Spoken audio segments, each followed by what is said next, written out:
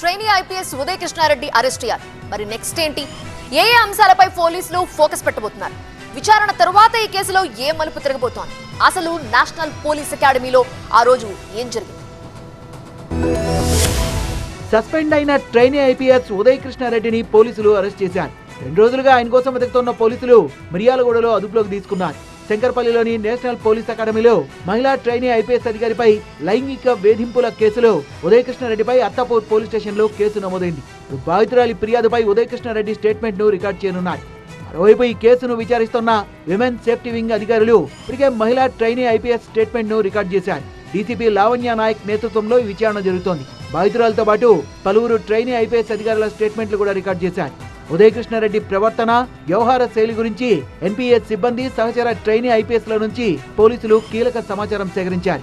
Trainee IPS Uday కృష్ణారెడ్డిని చట్ట పరిధిలో procedure ప్రకారం విచారిస్తామని రాజేంద్రనగర్ డీసీపీ శ్రీనివాస్ స్పష్టం చేశారు. కేసులో నమోదైన సెక్షన్లు, ఆధారాలు బేస్ చేసుకుని విచారణ సాగుతుందన్నారు. యాజ్ పర్ ఏవైతే సెక్షన్స్లలో కేసు ఉందో దాని ప్రకారంగానే మేము ఫాలో అవుతాం.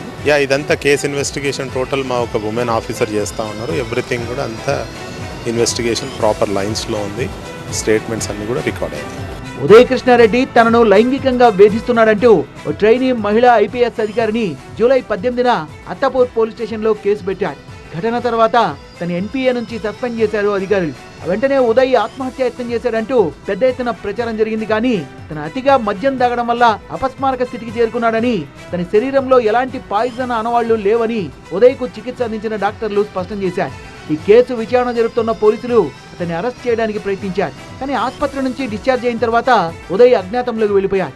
నేషనల్ అకాడమీలో ట్రైనింగ్ సందర్భంగా అతనిచ్చిన 2 అడ్రస్లను పోలీసులు వెతికారు. అతని సెల్ ఫోన్ కూడా స్విచ్ ఆఫ్ వచ్చింది. దీంతో 4 ప్రత్యేక బృందాలను ఏర్పాటు చేసి గాలింపు చర్యలు చేపట్టిన పోలీసులు తాజాగా అతన్ని అదుపులోకి తీసుకున్నారు. ఉదయ్ కృష్ణారెడ్డిని విచారిస్తే కేసులో మరిన్ని కీలక విషయాలు వెలుగులోకి వచ్చే ఛాన్స్ ఉంది.